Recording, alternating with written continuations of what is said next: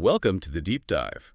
We're the place you come to get the core knowledge from fascinating sources without all the fluff. Exactly. And today we're getting into something really special, the very first issue of Her Voyage magazine. That's right. It's described as for us, by us, a magazine really dedicated to, women's voices and experiences. And we've got excerpts right from this debut issue, our mission today, to explore it together. Yeah, we want to pull out the key insights, the stories that stick with you, and the inspiration it offers for women navigating, well, life. It covers a lot of ground: resilience, practical tips, really personal stories. It really does. So let's jump in, shall we? Open up this first issue. Okay, first up is the editor's note, a welcome from Honeymoon Al-Jabri. What stood out to you there? Oh, her passion. Definitely, you can just feel her excitement about creating this space for women's stories. And I thought the link she made to their previous work, People of Africa, was interesting. Well, it feels like a natural growth.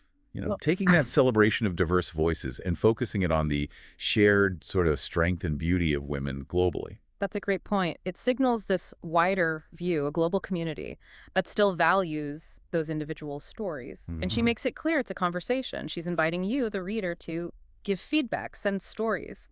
hello@hervoyage.com. Yeah, it's not just a one-way street. It feels like a community being built. Precisely, like embarking on a journey together, discovery, connection, inspiration. It sets a really nice tone. Yeah, it really does. And right after that, we meet Miss Maggie. Ah, yes, Miss Maggie. Over 80 years young, and just what a life. Her quote, "Don't fear the years live, so your wrinkles speak volumes." Wow. Just stop and think about that for a second. It completely reframes aging, doesn't it? Those lines aren't flaws, they're stories. Exactly. Proof of a life lived. And her philosophy: life is a process. Do not regret what has happened. It's a lesson. Learn from it. So much wisdom there. And that follow-up, if it wasn't meant for you, it wouldn't have happened. There's a kind of acceptance in that, moving forward. Definitely. And finding joy in the simple things: a good book, coffee. It reminds you happiness isn't always grand gestures. True. Her apartment filled with books says so much about her love of learning. Yeah, and her worry that most young people don't read anymore. You feel her passion for it. And her travels. Europe, Egypt, twice. Even if it's just through books and maps now, that open mind is still there. That curiosity doesn't fade, does it? Not for her, clearly. And her advice is so direct. Choose yourself first. Time is fleeting. No one ever said life would be easy. It's a call to prioritize yourself, but also accept challenges. And then pick your battles wisely and don't regret falling. The key is to learn from it. That resilience theme again. Consistently. What about her view on help? Oh, that was powerful. When help comes, accept it. Needing others doesn't diminish you. We all need each other. In our hyper-independent world, that's important. It really is. And her perspective on feminism, acknowledging it's changed, but living that self-determination. Plus, the story about her supportive husband, the Caltech engineer. Yeah. Backing her education and career when it wasn't the norm. That speaks volumes. It does. And that funny story about the 4-story house with the elevator. And the lost phone repairman. Just shows life keeps throwing curveballs, right? Right up to the end. But then that touching part about missing the togetherness with her husband. Yeah, that hits deep. The importance of those shared moments. Miss Maggie's whole piece is just a gift. Truly. Okay, shifting gears a bit, we get Dear Daughter. A very different kind of wisdom, a mother's letter. This one felt so raw, so personal, like reading someone's private thoughts. The core message: you are worthy. Just fundamental. We all need to hear that, right? And the advice about not compromising your peace or self-respect for anything: money, praise, love. That's crucial. And that line, men will treat you how you allow them to. It's direct, maybe challenging, but it's about agency. Yeah, about setting your own terms. And the warning against trying to fix someone or chasing love that isn't given freely. Lessons many learn the hard way, unfortunately. So true. I loved the description of real love. Yeah. You won't have to chase, guess, beg, or shrink. That's the benchmark. Such a healthy standard. And the reminder to trust your gut: it's not gossiping, it's gospel. Yes, so good. And the financial advice. Oh, yeah. You don't need a rich man, you need a rich life. Empowering women to build their own security. Totally. And then the call to embrace magic, good friends, letting go of bad energy, travel, smiling. It's about actively living, isn't it? Not just existing. Exactly. Not just being born to work, but to live. And accepting change. Some of the best chapters begin with a brave decision to walk away. That gives so much hope if you're facing a tough transition. It really does. And those closing lines. Live fully, let your face do the storytelling. Be authentic. And accepting mistakes. Be the kind of woman who walked the fire and came back glittering. Just beautiful. Such powerful imagery. Okay, next is a quick mention of the hair journal. From roots to glory. Right. Positioned as more than just a book a guide, with truth, love, humor. For anyone on a hair journey, sounds like a good resource. And it's on Amazon, so easy to find if you're interested. Good to know. Then we get into the story of Dr. Miriam Silas and MS Butters and Glow. Yes, her Tanzanian skincare brand. A great story of passion turned purpose. Starting with homemade butters, just for herself initially. Until her husband asked that key question, what if this isn't just for you? That little push, and the lessons she shares from building the business. So practical. Document everything, believe in your vision, even with doubts, and use technology. Right. The free tools, YouTube, AI, it's all out there. Her dream of being on shelves across Tanzania is inspiring. And there's a GoFundMe mentioned. I like how she talked about family and peace being her fuel. That balance is key. It is. And her final thought, softness is strength and passion is power. Lovely. Really captures it. Okay, next up. No is a full sentence. Oh, this one resonates. That pressure to always say yes. It's real. This piece is just a clear affirmation. No.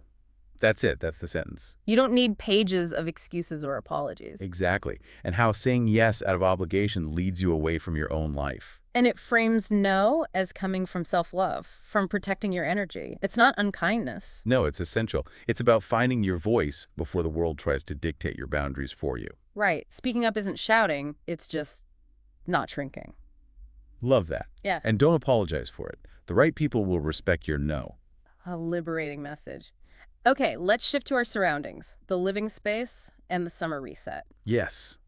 Thinking about home, not just aesthetically, but how it supports your life, your peace. Those guiding questions are great. Is this space supporting the life I want to live? Does this still serve me? Makes you really think mindfully about your stuff. And the tip to put on music while decluttering makes it less of a chore. Definitely.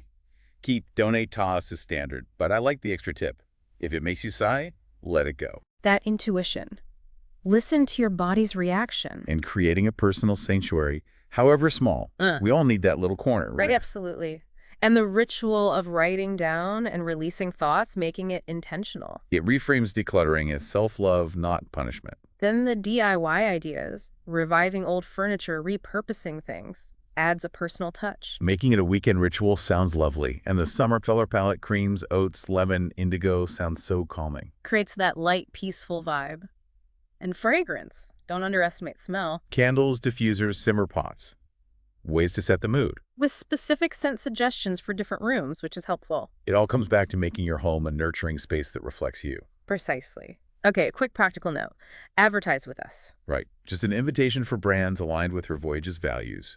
Authenticity, empowerment to connect. List some options like sponsored content, ads, basically showing it's a platform for like-minded partners. Got it. Moving on. Wedding planning. The Bridezilla Band. Such a refreshing take. That core idea. A perfect wedding doesn't require perfection. It just needs presence. Yes. Let go of the tiny details. Focus on the marriage. Enjoy the moment. And accepting things might go off script. It's okay. Also, listening to advice, accepting help, being kind. Basic, but crucial. Seeing it as a team project with your partner, honoring traditions, finding that balance. And remembering memories come from moments, not just stuff. The don'ts: micromanage, fight, overthink, doom scroll. And the do's: breathe, eat, stay present, delegate, smile. Self-care during planning. Then the budget advice is so useful. A dream day doesn't mean debt. The splurge versus save list is smart. Splurge on the photographer, the dress feel, venue, music. Things with lasting impact. Save on invites, digital, favors, maybe a smaller display cake, extras. General tips too. Negotiate, ask talented friends, rent, be real about the guest list, stick to priorities. It all boils down to making the day reflect your love and values. Elegance is energy, authenticity. Well said. Okay, now for the first big feature story. Kanook Smith. The woman who redefined the fight. What a title. Her story of resilience after divorces and arrest. It's powerful. And the editor's personal connection from university, remembering Kanook's encouraging words. It draws you right in. Shows her character, lifting others even when struggling, and her openness in sharing it all. That takes courage. The details of the first marriage, the shift, the arrest while defending herself, the injustice of her losing her job while he kept his. It's stark. Really highlights those power imbalances. Then the second marriage, the beautiful mess. Happiness, then serious illness, the strain, divorce. Life just kept hitting hard. And then the wrongful arrest while recovering. And her husband leaving then. Unimaginable. But her turning inward, asking what's next. Returning to school. That determination. Getting her bachelor's and master's from an HBCU, TSU, amazing. Only to be denied a job there because of the felony, despite being overqualified. So frustrating. But that injustice became the catalyst. Learning about the other professor. Sparked her research and led her to found the Texas Federation of the People Foundation. Helping others facing those same barriers to employment. And helping over 350 people. That's real impact. Incredible. The call to support the foundation. Her message of change. One vote at a time, one chance at a time, one soul at a time. Leaves you thinking. A truly inspiring story of turning pain into purpose. Absolutely. Okay, quite a shift now to tongues, bacteria, and balance. Oh my. Yeah, a very intimate topic, women's well-being, specifically oral sex. It's great they included this, even pulling it from people of Africa. It normalizes the conversation. Right. Discussing how saliva's bacteria can affect vaginal pH, potentially leading to BV. And crucially, emphasizing that BV is treatable. It's just about understanding your body. The tips are practical. Fragrance-free products, probiotics, gentle hygiene. Cotton underwear, rinsing, mindful tampon pad use, hydration, less sugar.